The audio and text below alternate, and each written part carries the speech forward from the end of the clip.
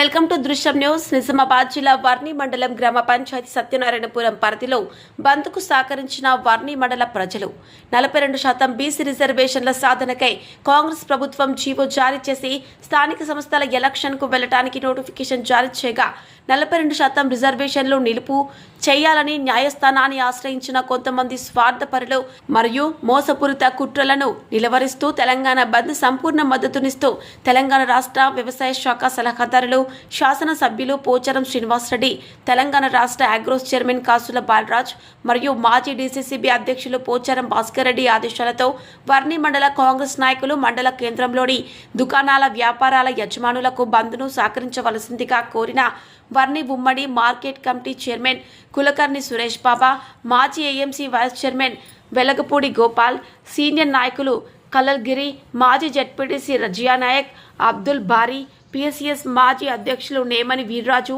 కాంగ్రెస్ నాయకులు, కార్యకర్తలు తదితరులు పాల్గొన్నారు. దృశ్యం న్యూస్ రిపోర్టర్ ఎస్ చందర్, వర్ణి మండల కేంద్రంలో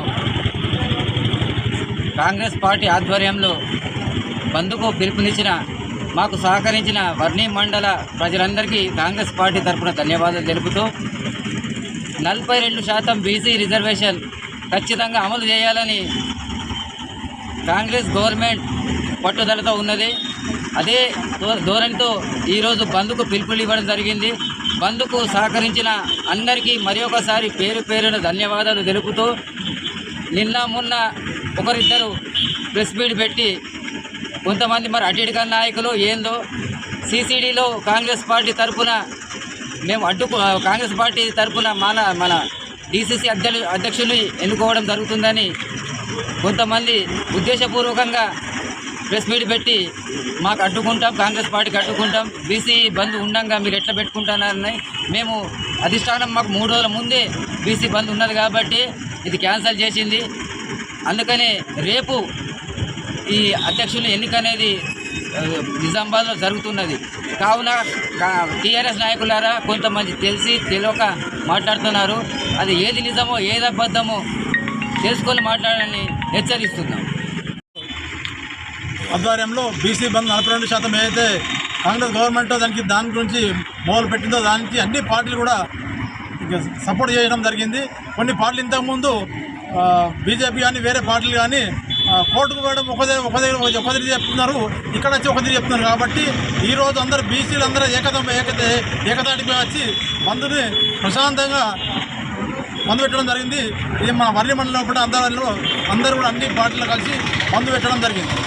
తెలంగాణ రాష్ట్ర ప్రభుత్వం గౌరవ ముఖ్యమంత్రి రేవంత్ రెడ్డి గారు బీసీలకి కులగణన చేపట్టి ఏదైతే తెలంగాణ రాష్ట్రంలో బీసీ జనాభా ఉన్నారు కాబట్టి వారికి స్థానిక సంస్థల్లో 42% రిజర్వేషన్ ఇవ్వాలని చెప్పి అసెంబ్లీలో తీర్మానం చేయించి గవర్నర్ దగ్గరకు పంపించి కేంద్ర ప్రభుత్వానికి పంపింగా ప్రతిపక్షాల ద్వంద్వ వైఖరి ఈ విషయంలో స్పష్టంగా కనపడుతుంది.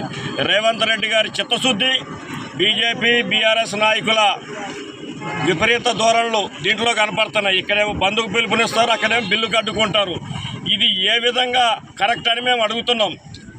ఇది కరెక్ట్ కాదు.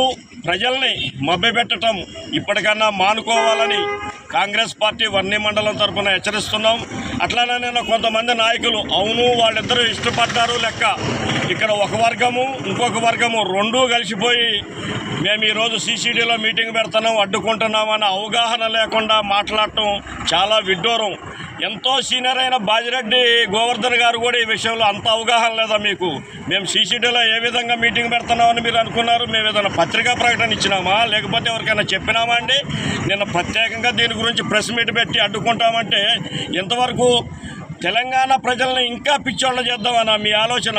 గౌరవ ముఖ్యమంత్రి రేవంత్ రెడ్డి గారి సారథ్యంలో నిన్న ఏదైతే గౌరవ బాన్స్వాడ ఎమ్మెల్యే పోచారం శ్రీనివాసరెడ్డి గారు మరియు అగ్రో చైర్మన్ కాసుల బాలరాజు గారు, పోచారం భాస్కర్ రెడ్డి గారు ఆధ్వర్యంలో నిన్న మా వర్ణి మండల కాంగ్రెస్ పార్టీ శ్రేణులందరూ వర్ణి మండల కేంద్రంలో వ్యాపార సంస్థలందరికీ ఈరోజు బంధుకు సహకరించమని కోరగానే మేము అడిగిన వెంటనే మా వర్ణి మండల కేంద్రంలోనే వ్యాపారస్తులు ప్రజలు స్వచ్ఛందంగా బంధుకు సహకరించినందుకు వర్ణి మండల కాంగ్రెస్ పార్టీ పక్షాన వారందరికీ ధన్యవాదాలు తెలియజేసుకుంటున్నాం.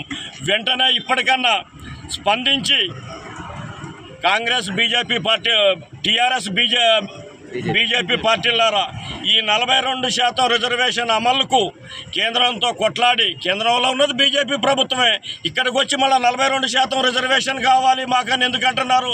మీ నరేంద్ర మోడీని ఒప్పేయండి 42% రిజర్వేషన్ అమలు చేయడానికి.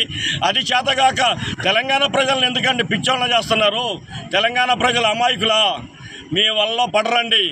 ఎంతసేపు రేవంత్ రెడ్డి గారి నాయకత్వంలో 42% రిజర్వేషన్లు అమలు చేయడానికి చిత్తశుద్ధితోటి కట్టుబడి ఉందని ఈ సందర్భంగా తెలియజేస్తూ ఈ బంద్కు సహకరించిన వర్ణి మండల పట్టణ ప్రజలందరికీ ధన్యవాదాలు తెలియజేసుకుంటున్నాం.